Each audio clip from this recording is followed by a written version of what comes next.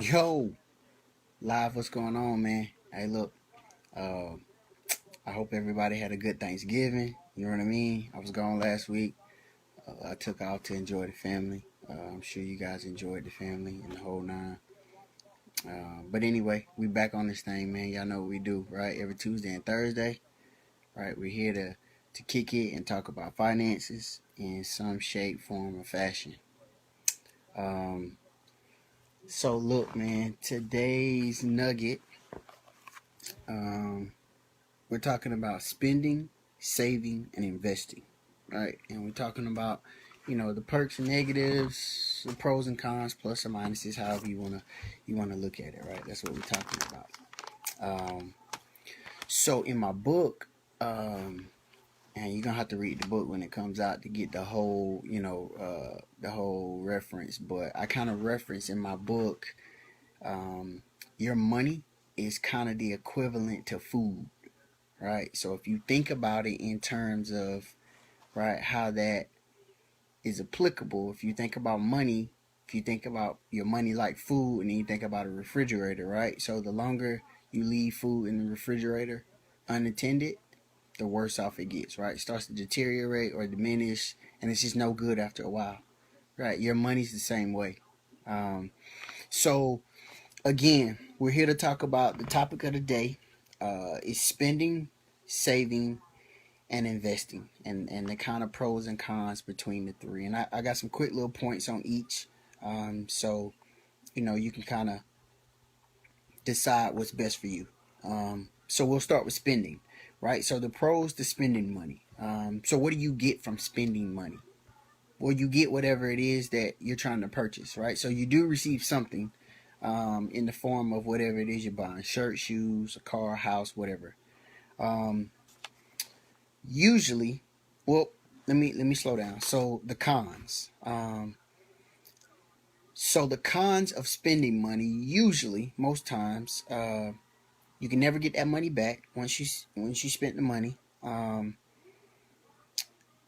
If you can resell the item, typically, now houses and things of that nature typically are excluded, but usually, when you resell the item, you only get a fraction of what you bought it for.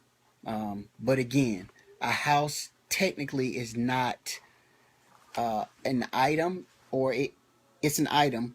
It's not considered spending or saving. It's more of an investment. That's why people tell you that, right? Houses, real estate are investments. So it doesn't fall under spending. It falls under the investment category.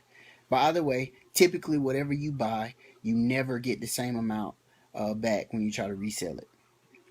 Now, so you decide if spending works for you. Now we're gonna move on to saving. So saving money, right? So what are the pros to saving money?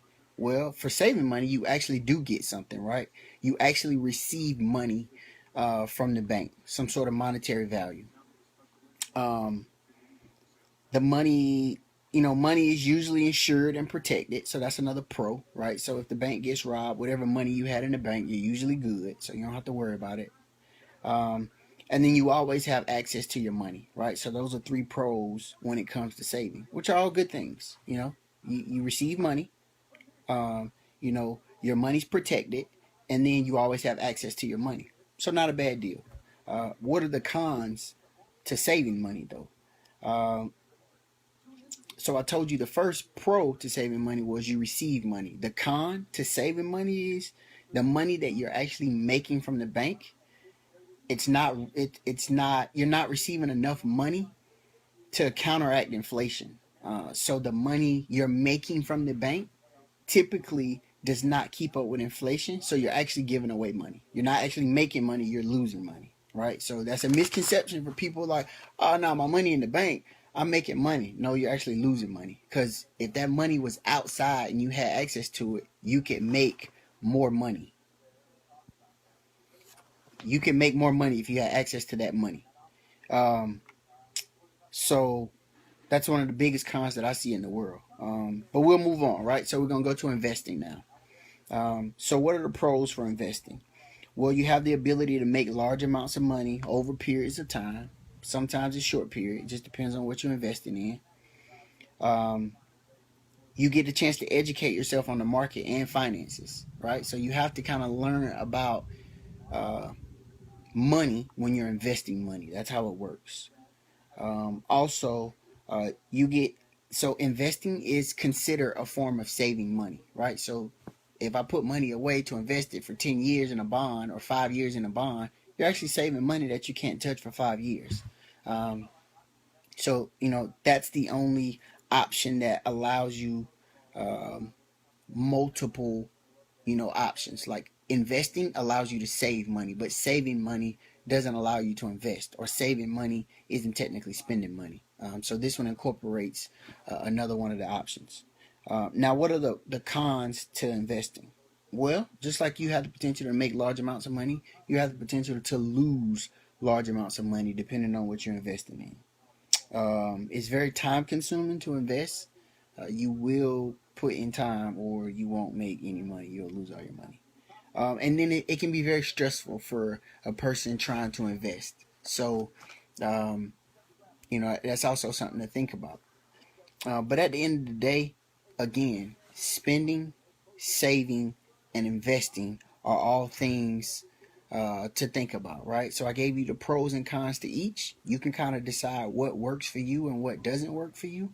Um, but again, take my quote, right? Take what I kind of referenced in my book, and maybe apply it if it makes sense to you, right? So again, I'll give it to you. So in my book, I'm gonna give you my quote exactly from the book. So it says, "Think of money like food. Between the exchange rate and inflation, your dollar has an expiration date." All right, the rest of it you'll have to read the book to get it. But again, just think about those things, man. So as always, guys, like, share, comment. Feel free if you guys, have a topic that you want to talk about.